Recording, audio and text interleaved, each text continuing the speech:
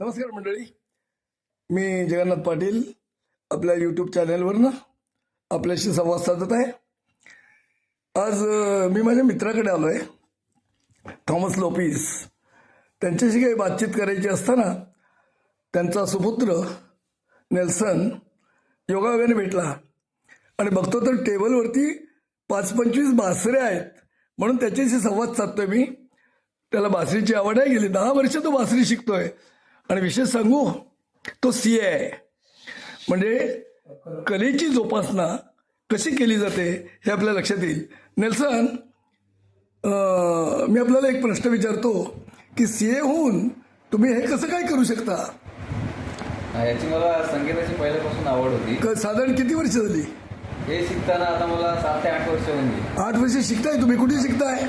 मी पहिल्यांदा नायगावचे आमचे मित्र आहेत, बरं, ते आणि आमचे गुरु पण आहेत, त्यांच्याकडे शिकलो. आणि आता नंदाखालचे अँड्रू सर म्हणून आहेत. अँड्रू सर आमचे मित्र आहेत. त्यांच्याकडे मी त्यांच्या घरी जाऊन त्यांच्याकडे मॅक्सवेल त्यांचा मुलगा.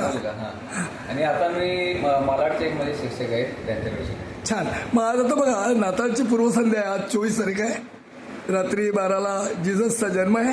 त्या संबंधाने आम्हाला एक सुंदरशी धून ऐकावा बरं.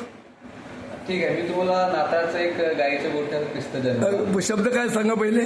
गाईच्या गोठ्यात पिस्त जन्मला, पूर्वेच्या चांदण्याचा तारा उगवला. छान, वाजवा बरं एक मिनिटाचं. गाणं.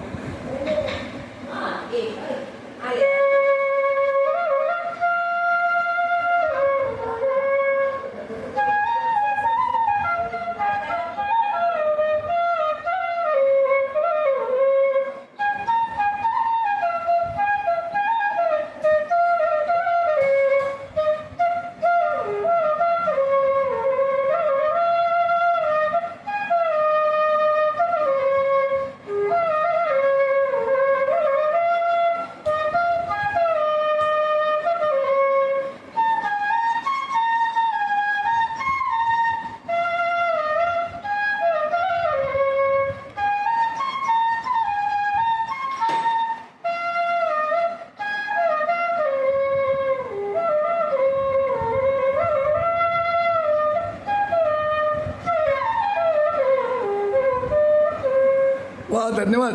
तुम्ही फार सुंदर बासरी वाजवताय आणि या कलेमध्ये तुम्ही पुढे जा.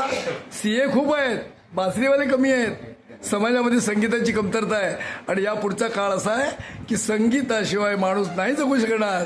कारण त्यांचा जो रिकामा वेळ आहे तो कुठेतरी गेला पाहिजे, चांगल्या ठिकाणी गेला पाहिजे, नाहीतर आपोआप वाईट ठिकाणी जाईल.